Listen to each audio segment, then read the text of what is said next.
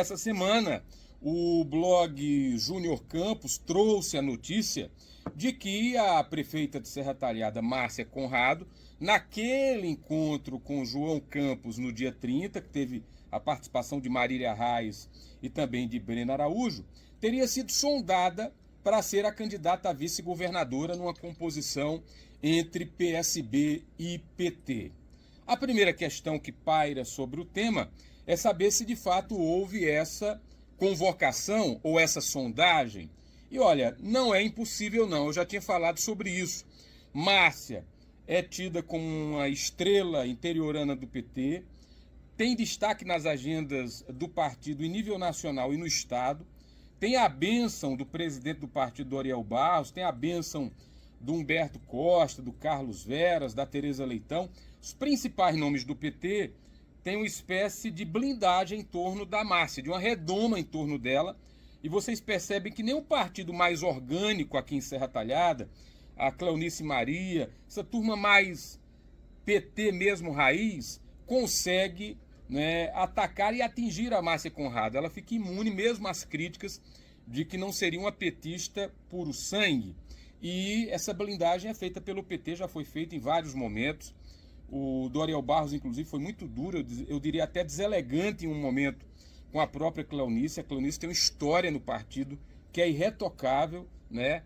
Carregava o piano quando o PT não tinha nem a hegemonia que tem hoje. Então, mas aí é um fato que foi registrado lá atrás, ainda quando houve a discussão da reeleição, e a Cleonice disse que poderia se colocar, e o Doriel foi muito deselegante com ela, com a história da Cleonice. Mas isso não vem ao caso, é só para dizer que o PT tem uma blindagem em torno do nome da Márcia e vê a Márcia com potencial até para emplacar uma chapa majoritária.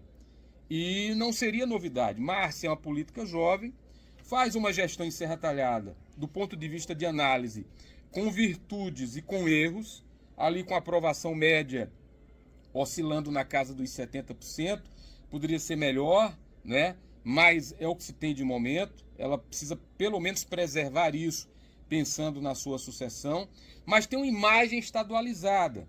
Pelo nome, pela história política, acima de tudo, a Márcia é sim colocada nesse debate como um nome que poderia agregar da imagem de uma chapa jovem também.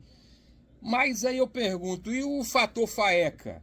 E essa granada sem pino que o Sebastião Oliveira colocou no bolso da prefeita?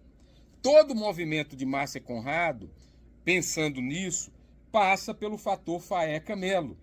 Porque você imagina Serra Talhada sendo gerida pelo Faeca? Eu, particularmente, não vejo no vice-prefeito, com todo o respeito que eu tenho a ele, né, a condição política, a condição de levar à frente um projeto de ser prefeito de Serra Talhada, que só aconteceria numa situação como essa, numa vacância do cargo de prefeita por um motivo político, né? O João Campos, por um lado, está preparando muito bem seu vice para ser o seu sucessor na prefeitura do Recife. O Vitor Marques é nome de confiança, inclusive com raízes aqui na região, e já está plenamente configurado como virtual prefeito a partir do próximo ano. Mas e no caso do Faeca, como é que faz, né? O Faeca de longe não tem, primeiro, a confiança da prefeita Márcia, por mais que ela diga que não, que a relação é boa, mas eu me pergunto se Faeca teria a bênção de Márcia para seguir prefeito. Então isso é meio uma sinuca de bico, ou meio uma granada sem pino que o Sebastião Oliveira deixou para ela, e que é difícil de desatar, porque o fato é objetivo. Se ela sai, o Faeca assume a prefeitura, e ela tem interesse de fazer o sucessor em Serra Talhada. A presença do Faeca prejudicaria isso.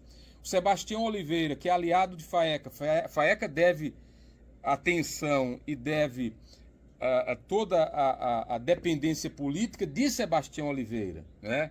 De reverência a Sebastião Oliveira. Então, Faeca entrar na prefeitura seria Sebastião Oliveira, o grupo de Sebastião passando a comandar uma das prefeituras mais importantes do interior.